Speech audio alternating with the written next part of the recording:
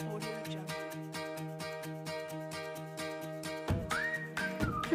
selamat datang di Talk Podcast bersama dengan kami kelompok 30. Di hari yang indah ini, kami akan membahas tentang COVID-19 yang sedang melanda dunia. Ikuti terus ya, stay ready. Apa sih COVID-19 itu? COVID-19 adalah virus yang dikembangkan di sebuah laboratorium di Wuhan, salah satu kota di Cina yang menjadi pusat wabah. Beberapa teori dimunculkan. Teori pertama adalah para ilmuwan di WIV terlibat dalam percobaan penyambungan gen. Virus itu kemudian lepas dan menginfeksi manusia.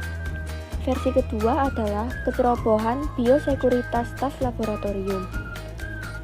Lalu, bagaimana virus ini bisa menyebar? WHO mengatakan cara penyebaran virus corona ini melalui tetesan kecil yang keluar dari orang yang terinfeksi ketika batuk. Menurut WHO, gejala yang paling umum adalah demam, kelelahan, dan batuk kering. Namun tenang saja, virus ini juga bisa sembuh dengan sendirinya untuk orang yang memiliki antibodi yang kuat.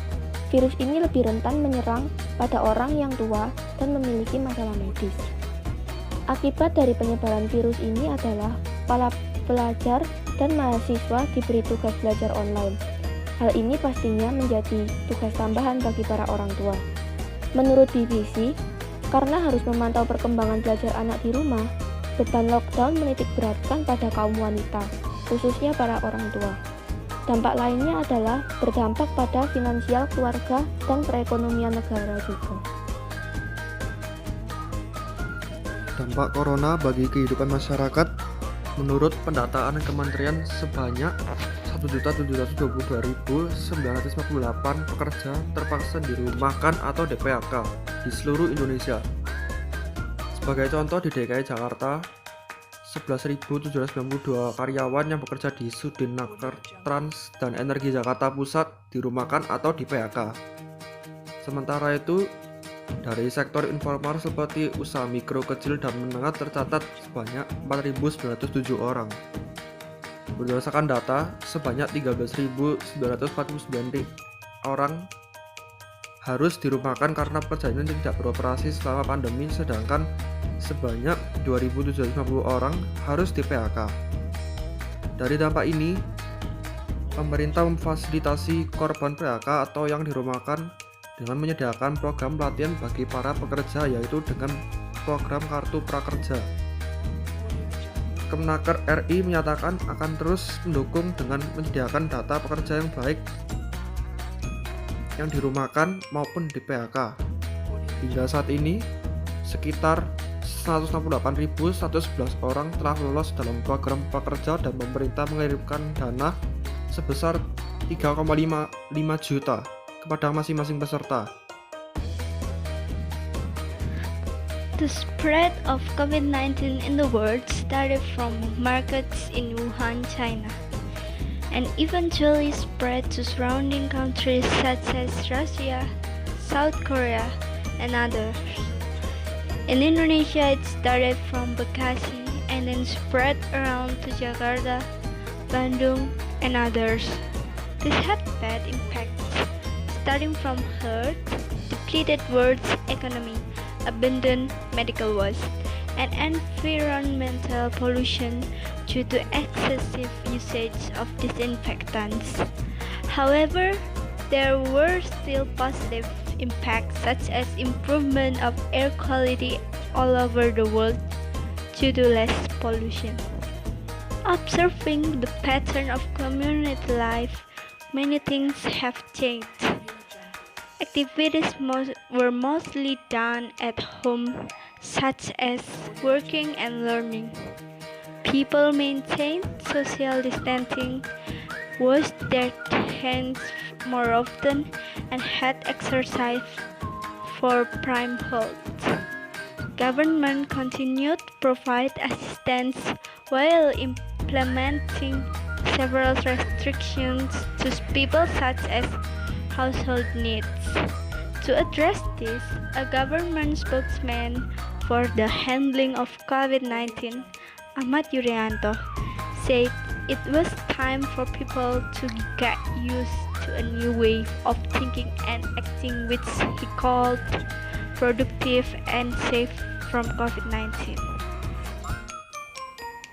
Pastinya ada kegiatan yang berhubungan dengan pelaksanaan sila Pancasila untuk memutus rantai penularan COVID-19 sesuai dengan anjuran pemerintah, yaitu yang pertama, kita harus selalu berdoa dan percaya kepada Tuhan Yang Maha Esa. Kedua, para pendonasi membantu memberikan sumbangan. Ketiga, rasa persatuan untuk melawan wabah ini dengan adanya social distancing. Keempat, kepatuhan terhadap pemerintah terkait lockdown.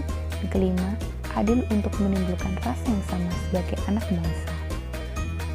Di dalam lockdown ini menimbulkan banyak kerentanan sosial. Salah satunya adalah pandemi COVID-19, merupakan bentuk yang berbahaya, memiliki potensi mengancam segala aspek kehidupan masyarakat, seperti sosial, ekonomi, kesehatan, dan psikologis.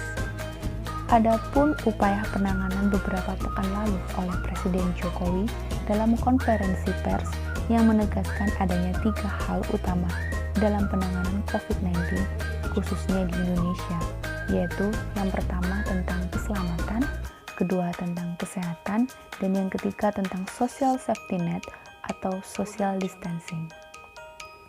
Hal yang perlu menjadi pertimbangan bagi pemerintah saat kebijakan social safety net atau social distancing yaitu yang pertama, sejauh mana masalah sosial dapat diatasi. Kedua, sejauh mana kebutuhan-kebutuhan dasar masyarakat dapat terpenuhi.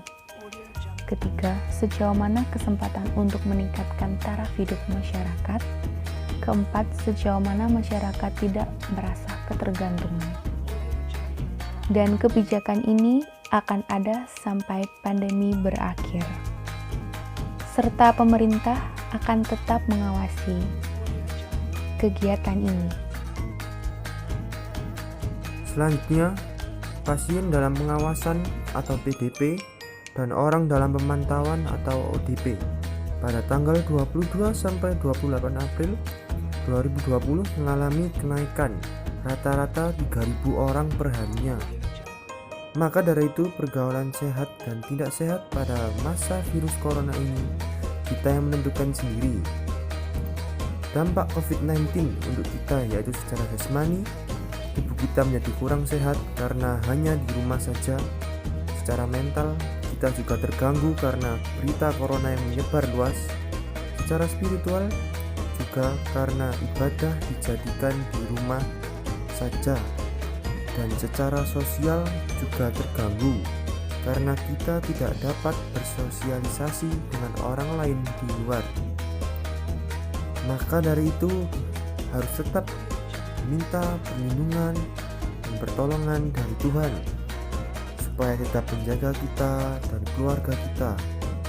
Karena jika kita bersyukur atas anugerah yang telah diberikan oleh Tuhan, kehidupan kita di keesokan harinya atau di kemudian hari di masa depan akan menjadi lebih damai dan hidup kita tidak akan penuh akan kekhawatiran, melainkan hidup bahagia dan penuh sukacita.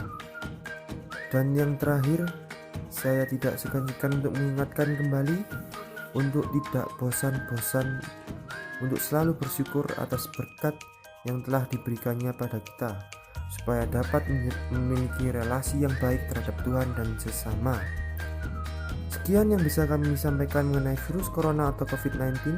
Terima kasih telah mendengarkan perbincangan kami. God bless you. Don't forget to like, comment, and subscribe. See you.